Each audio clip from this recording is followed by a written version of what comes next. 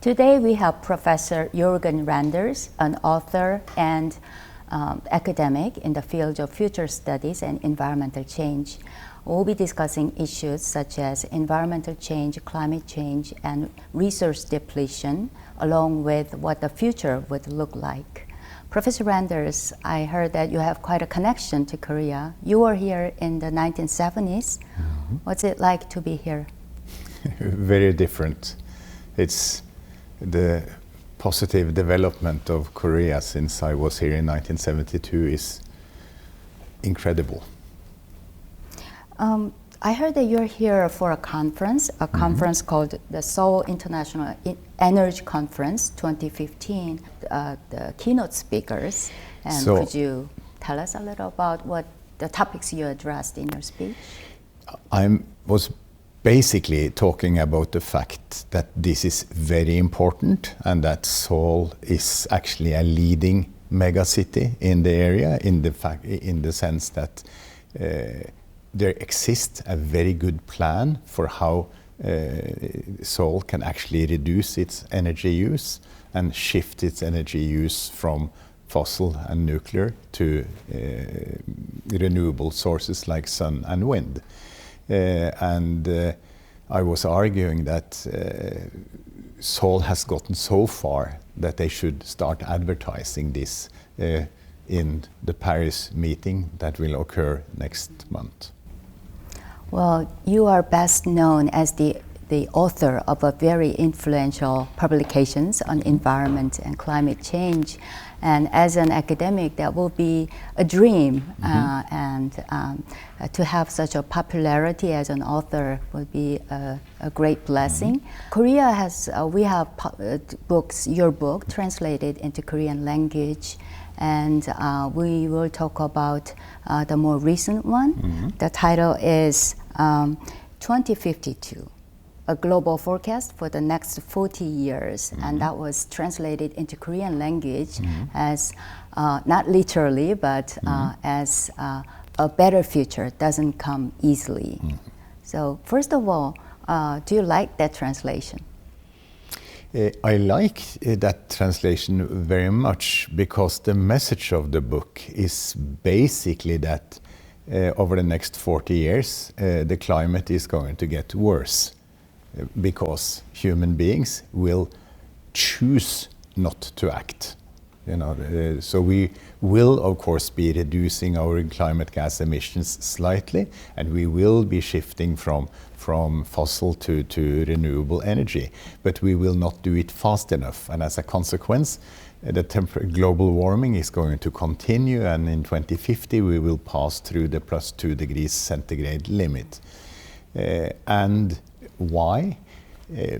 Basically this is because people are short-term. People are not willing to support wise policy in the short term in order to get a better life for their children and grandchildren, because human beings are short-term. So this is the basic problem. It would have been fully possible for global society to decide to act now. It would not cost very much, and we would have a much better future. But I'm worried that we will not act. I see. So a better future doesn't come easily, Exactly. Doesn't come for free. Exactly. That's why you wrote the book. So could you tell us a little more about what made you write this book? I have worked for 40 years for sustainable development. Since I was a young man, I have been arguing all along that we ought to solve the pollution problem, we ought to conserve nature, we ought to think about the poor, we ought, in other words, to move the world towards a more sustainable way of life. And after having done this for roughly 40 years, I decided in 2011 that this does not seem to work. So I decided that instead of trying to recommend policy, I would rather describe the future world that will arise when people continue to not listening to my advice. So basically I'm telling the world, this is the bad world that you are choosing to develop because you're not listening to my good advice about what ought to be done. So it is basically an act of frustration, and the reason why I did it is, of course, in the desperate hope that this might kick society into some better action. So it would be better for us to experience the consequences, at least in the book, before we encounter it in reality. Exactly. Of course, I'm old enough and wise enough to know that you never scare anyone into doing anything. That's not good psychology, but this was the reason why I wrote it. Oh, I see. So you've talked about sustainability and so on. Could you tell us a little more about the core messages that are contained in your book? It is basically that there is a technological and political development going on, which is, increasing the attention to the climate problem, which is responding in the proper manner, as I said, by shifting away from coal, oil and gas, which is the main problem, to the renewable low carbon energy sources, the sun, wind, biomass, hydro. So there is this shift going on, but the point is that when you think through the detail, the shift is not fast enough. And so as a consequence, CO2 emissions are going to continue to rise over the next several decades, and as a consequence, the temperature is going to keep rising. It is now roughly plus 1 degree centigrade over pre-industrial times.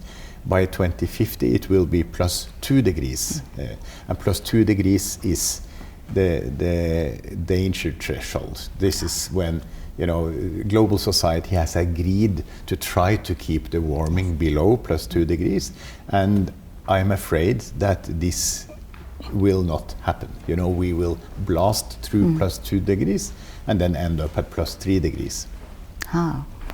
So this is basically the main message of the book. There is enough reason to be worried about the future. Yes, the hope is, of course, that so many people would be worried that they would tell their politicians that you have my support, even when you propose tax increase in order to pay for the necessary shift from fossil to low carbon fuels.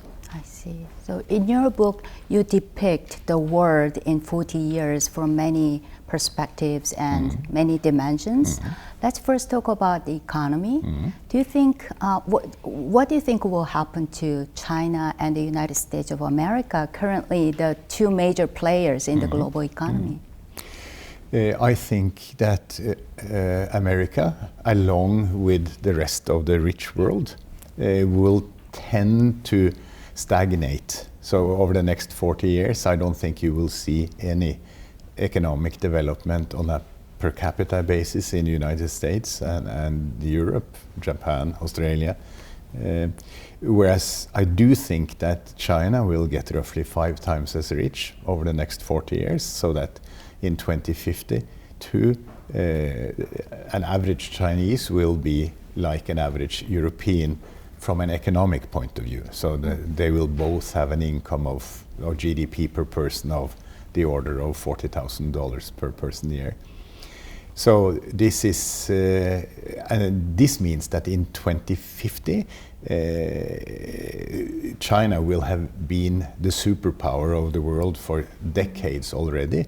Not only the biggest population, but also the biggest economy, and of course the country that succeeds, during this period, while Europe and the United States will look like just threading water, as one would say in English, just being at the same level while the Chinese are doing like this. And of course, why do I believe this? It is basically because China is doing nothing but copying Korea and Japan.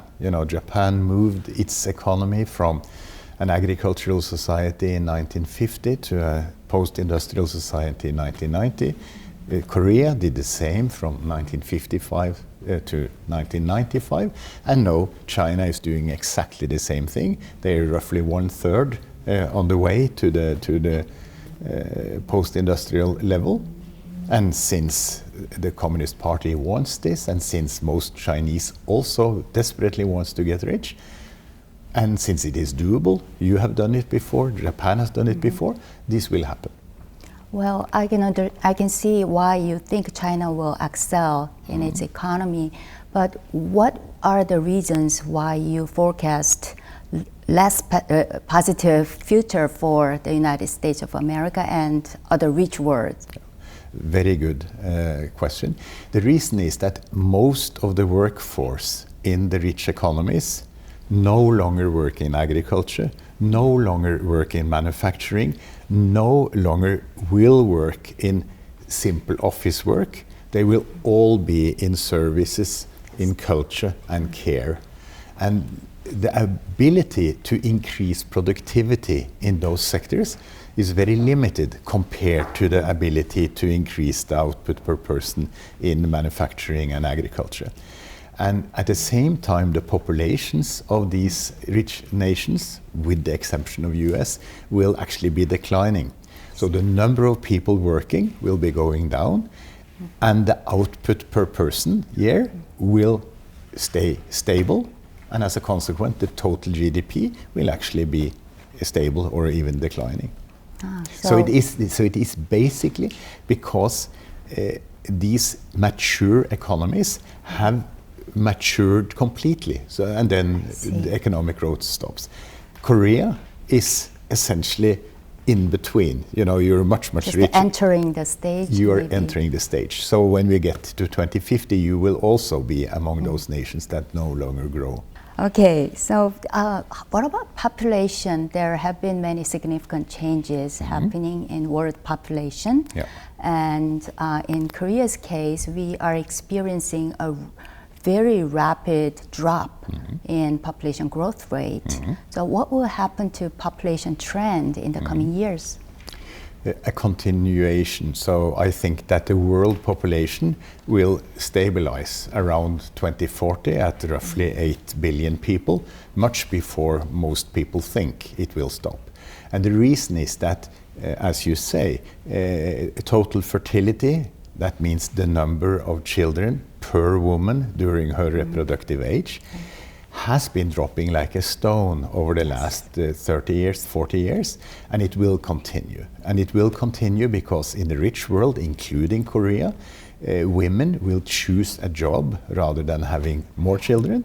And in the poor world, poor women now live in slums. And in the slum, it is so expensive to have children.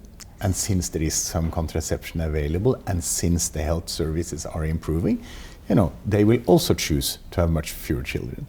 And so we will see a continuing drop in the growth rate of the population.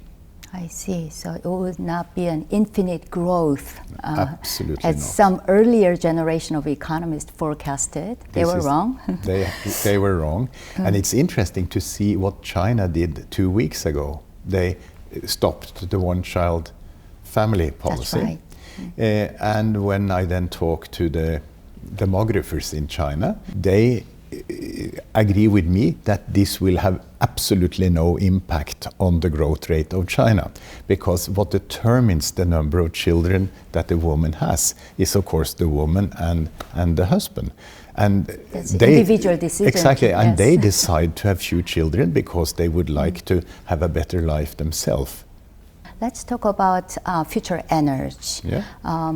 I'm curious about your forecast for the fossil fuels, which now produces more than 60% of the energy that we use today. So what will happen to it? I think here it is easier if you think about the long term first.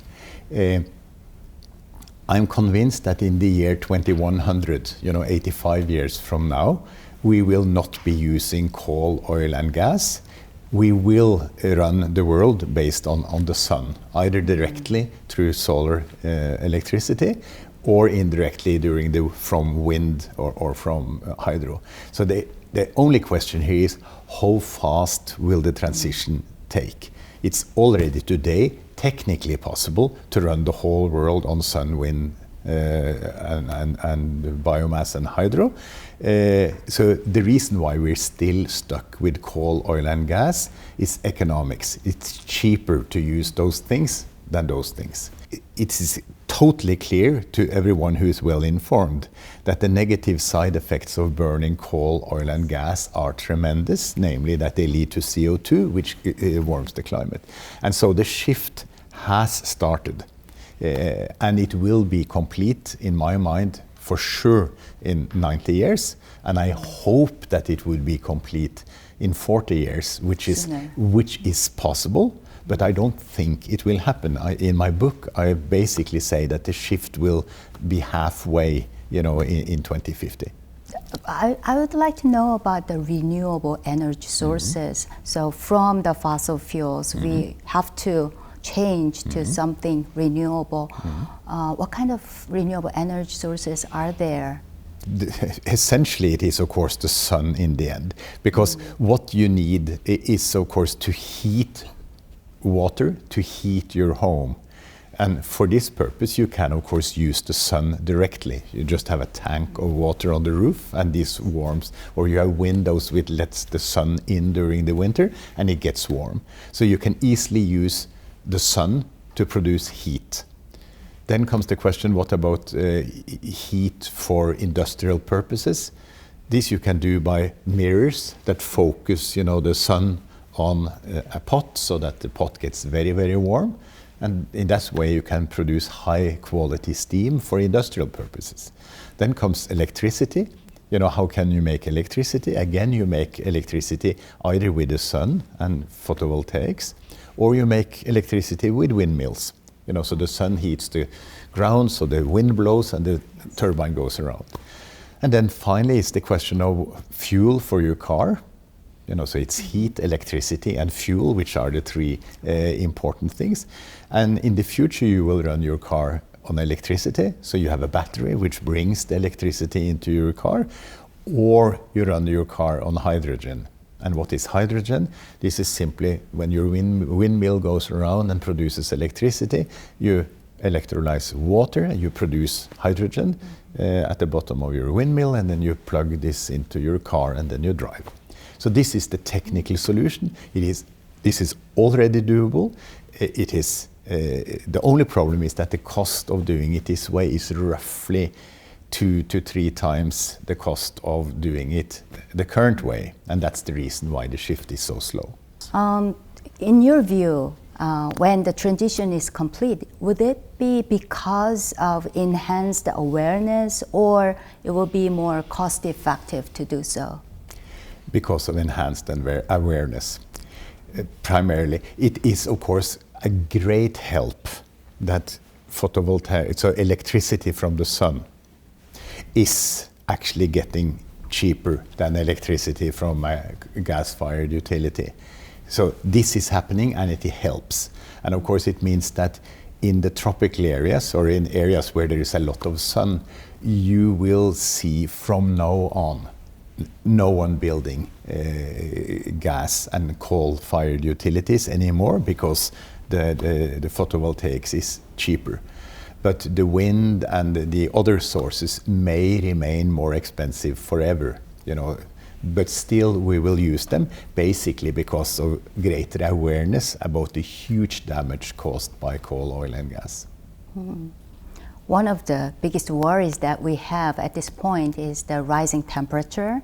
The average world temperature in year 2052, with the most optimistic view, it will be 2 degrees higher than that of the pre-industrial revolution. And you are saying that it may get worse, actually.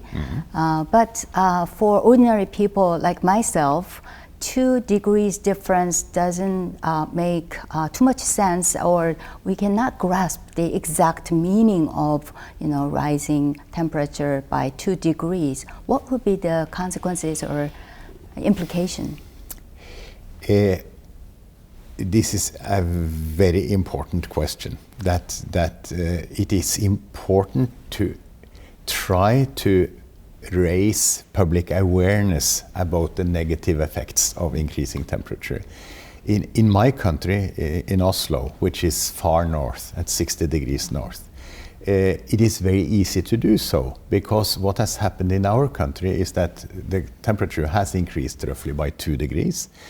And the effect has been that the skiing condition, the skiing season has shortened from 4 months of the year in the past to only 2 months now. So what was the central occupation of Norwegians, 5 million Norwegians, all through history?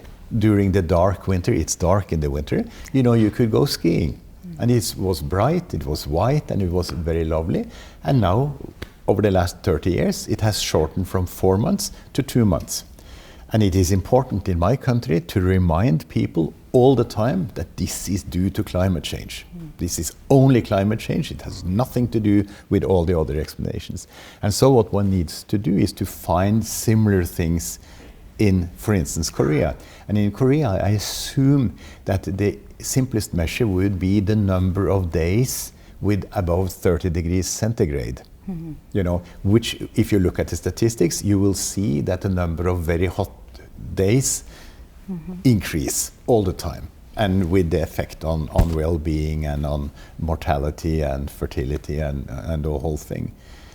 In yet other places like the Pacific Islands and Bangladesh, you should track the fact that the sea level, will be going up roughly like this over the next... And the islands are submerged. Exactly, yes. And islands are submerged. So there you should bring people's awareness on the fact that the beach is actually getting narrower and narrower and narrower all the time. So I think you are absolutely right that plus 2 degrees does not sound like a lot, and it is difficult to get people to react in a strong and proper manner. So you need to translate it into something which really affects people. In addition to enhancing their awareness and let people know, what can we do to resolve these issues? What other things can we do? Well, what you can do is, of course, to try to pass progressive policy in Parliament without the people noticing. So wise political leaders can, of course, put in place things that the people don't stop. So the best example here is Germany. So the German Parliament in the year 2000 decided to pay a very high feed-in tariff for electricity produced by sun and by wind. What this means is that they basically decided that the German state was willing to pay any citizen who put solar panels on his roof, or pay any farmer, that was willing to put up a windmill in his farm. They were paying the full cost of doing so. And of course, the bill at the end of the year was summed up, and then they sent the bill to all the 90 million people who live in Germany, but divided by 90 million, so that the bill that went to each family was very small. And in this way, they put in place a huge incentive to put in expensive sun and expensive wind in Germany.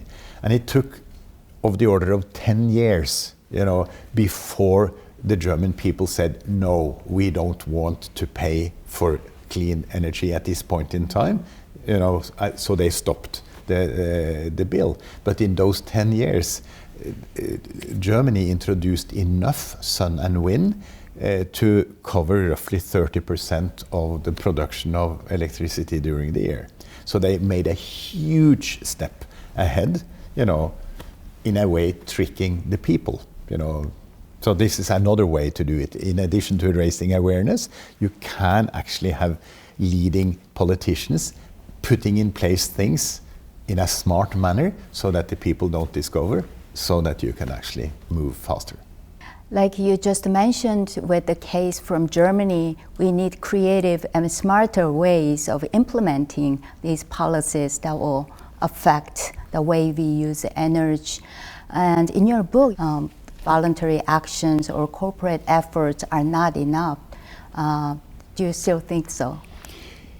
Yes, that's the practical experience from 40 years, is that it is, of course, wonderful that non-governmental organizations and citizens groups, etc., try to do their best.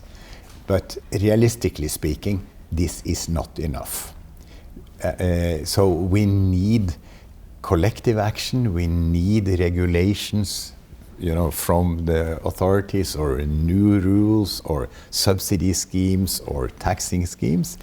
And this also goes for the corporate world, where many market believers and capitalists basically think it will solve the problem if all the corporations were socially responsible, did those things that ought to be done, although it is not legislated. And so my view is that voluntary action at the individual level or at the corporate level is not enough. When you do the calculus, you see that it is not enough. So we need to do more. For many people like myself, when we are busy with everyday life, sometimes it is hard to have this future-oriented thinking and actions. So in addition to enhancing awareness, how can we make people act on these important things? The solution that I pushed in my country for many years was we made, I was the chair of a royal commission that looked at the issue and came up with a plan for how we could reduce greenhouse gas emissions from the Kingdom of Norway by 60% over a 40-year period. And this was required 15 resolutions in the parliament, and the cost would be $300 for each Norwegian every year. So this is like 1 to 2% of the income of people. So the recommendation we gave was that we increase the tax level, by these $300, and then you don't have to think about anything in your daily life. We will then put in place those actions that are necessary in order to reduce greenhouse gas emissions from the country, by working in the oil sector, by working in the industry sector, by working on cars, by bettering the insulation of new homes, etc., etc. The sad fact about that approach was that the Norwegian people said no. We are not willing to pay $300 per person per year. We would much rather go shopping for those $300. And I spent 4 years of my life trying to convince Norwegians that you should pay the $300 now, and then get a better life for your children and grandchildren 30 to 60 years into the future. And it did not work. And this was, of course, when I finally got depressed and wrote the 2052 book, saying that if you're not listening to me now, here's how bad your future is going to be. Could you introduce any successful cases of policy making and policy? Yes. So that's a good question, because the only learning from the sad stories is that one shouldn't repeat that experiment. One should try to find something which is positive. And we have another great story from Norway, is the adoption of electric cars. Norway has 5 million people. This is less than 1,000th of the world population. We have 10% of all the electric cars in the whole world. There are only 750,000 electric cars in the whole world. In Norway, we have 75,000 of those. How did we manage to do this? Well, what we managed to do was the following. We lowered the tax on electric cars. There is a tax on all cars in the country. We just took away the tax on electric cars. And then we did one other thing. We said that everyone who buys an electric car gets, which is more expensive than normal cars, gets the added benefit of driving in the bus-only lane, so that they could then bypass the queues on the highway. So when they wanted to go to work in the morning, they would drive in half an hour instead of, or in 20 minutes instead of in 40 minutes to work. And this has worked tremendously. So that's another policy change that actually worked. And as a consequence, Norwegians are more than happy to buy very expensive electric cars, which is a great benefit for future generations, but they do it for selfish purposes in the short term, namely to bypass the queue going to work. So the key is giving the right kind of incentive Exactly. to abide by all those important guidelines. And this is the great advice to politicians. You need to find policy which both solves the climate problem in the long run and gives a benefit or an advantage to the voter in the short term. In present day. That would give us a very good advice on how to resolve those issues within Korea. Korea has been trying hard to do something to go against the climate change as well. And as for the electric cars, Jeju Island in Korea is trying to establish sort of a mecca for electric car industry manufacturing and the use of the cars as well. So Korea has a large metropolis like Seoul, and we have our own kind of a plethora of issues and problems. Any advice for Koreans? I guess at a general level, as I already said, you need to try to find activity that has a short-term benefit, so that you sell it on basis of the short-term advantage, and then you get the climate advantage in the long term as a side benefit. I think the best example I can think of from Korea is the green stimulus packages that were agreed by the Korean government after the great financial crisis, where this government basically said that we will have to create employment in Korea in order to counter the loss of jobs after the crisis. And then they say, since we have to spend this money anyway, why don't we spend it on greening Korea? On building renewable energy, on insulating homes, doing the green stuff. And this is, of course, and this was done. It was very successful. Korea became, a leader on green growth at that time because of this simple shift. And that's, of course, an example, because there the short-term benefit of green stimulus packages is that you create jobs in the short term, and the long-term benefit is, of course, that you are creating a more climate-friendly economy. I see. Your book, it contains many very important messages, but it's also a lot of fun to read. Maybe it's at least partly due to your writing style. And some of the passages are, the future will be urban, dense, and crowded. Don't develop a taste for life in suburbia, but learn to love apartment living. And another one is, wilderness is rapidly diminishing, so don't teach your children to love wide open spaces.